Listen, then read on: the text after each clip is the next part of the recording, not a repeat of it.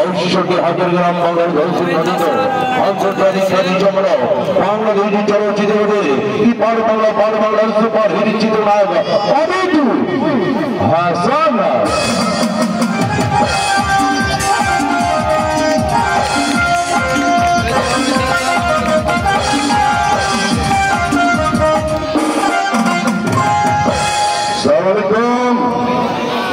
কেমন আছেন আপনারা?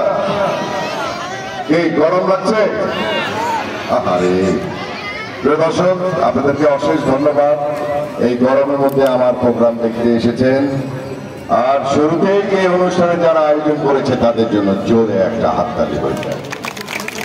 রূপালী পর্বে আমার গান দেখেছেন, অভিনয় দেখেছেন, আর সরাসরি কথা বলছি। কেমন লাগছে?